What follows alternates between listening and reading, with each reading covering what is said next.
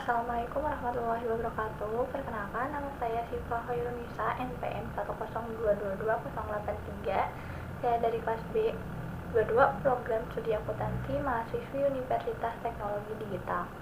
Nah, di sini saya akan mereview kembali atau mempresentasikan mengenai materi kelima dari mata kuliah Sistem Transaksi Keuangan Digital yang berjudul e-commerce. Nah, e-commerce secara umum diartikan sebagai proses transaksi jual beli secara elektronik melalui media internet. Jadi, e-commerce itu jual beli secara online. Nah, apa sih faktor-faktor pendukung adanya e-commerce? Yang pertama, cakupan yang luas. Jadi, e-commerce itu mencakup pasar yang luas, penjualan yang luas, pemasaran yang luas. Itu tuh jadi nggak satu daerah gitu, hampir ke seluruh Indonesia. Yang kedua, proses transaksi yang cepat. Itu hanya menggunakan aplikasi dan internet. Kita dapat langsung check out, payment, dan menunggu barang hingga sampai ke rumah gitu. Selanjutnya, e-commerce dapat mendorong kreativitas dari pihak penjual secara cepat dan tepat, serta pendistribusian informasi yang disampaikan berlangsung secara periodik. Jadi, dengan adanya e-commerce itu dapat meningkatkan kreativitas dari pihak penjual, baik itu dari promosi dan dari produk tersebut gitu.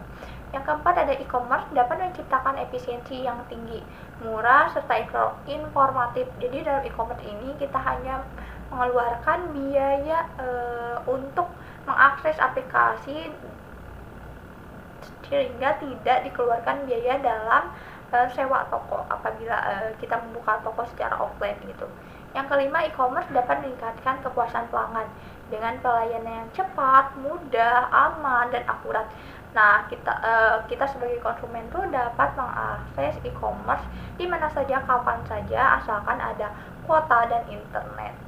Selanjutnya, e-commerce memiliki beberapa karakteristik. Yang pertama, terjadinya transaksi antara dua belah pihak.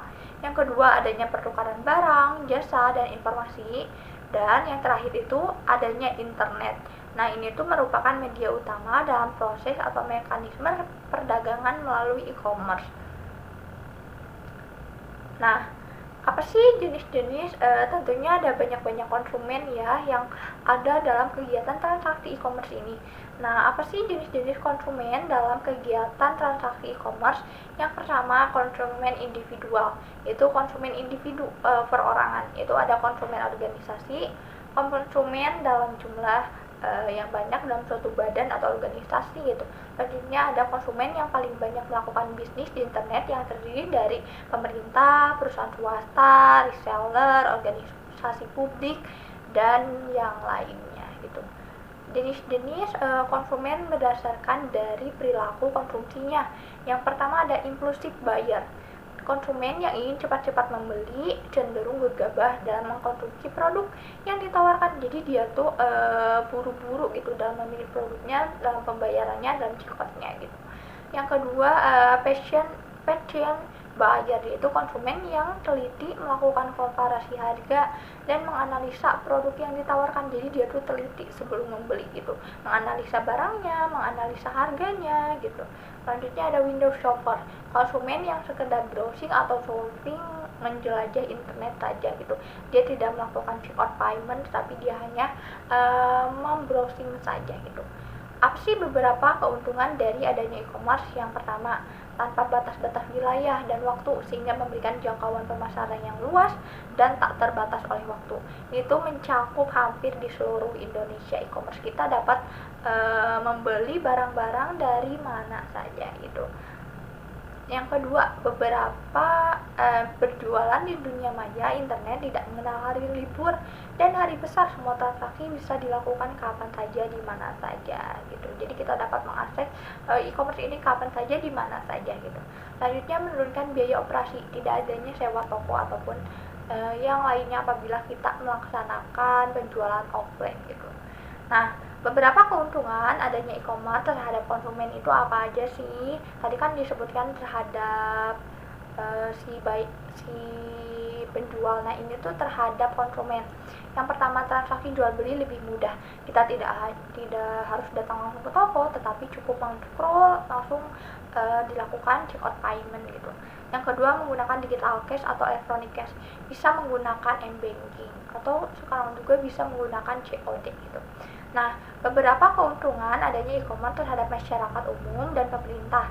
Yang pertama, meningkatkan daya beli dan kesempatan masyarakat untuk mendapatkan produk atau service. Ini tuh kita dapat mencoba produk dari mana saja gitu. Yang kedua, meningkatkan daya kreativitas masyarakat. Berbagai jenis produk dapat dipasarkan dengan baik. Dengan adanya e-commerce itu ada media dalam penjualan gitu. Mengurangi pengangguran karena banyaknya posisi penjual-penjual yang membutuhkan seperti admin, content creator, dan lainnya.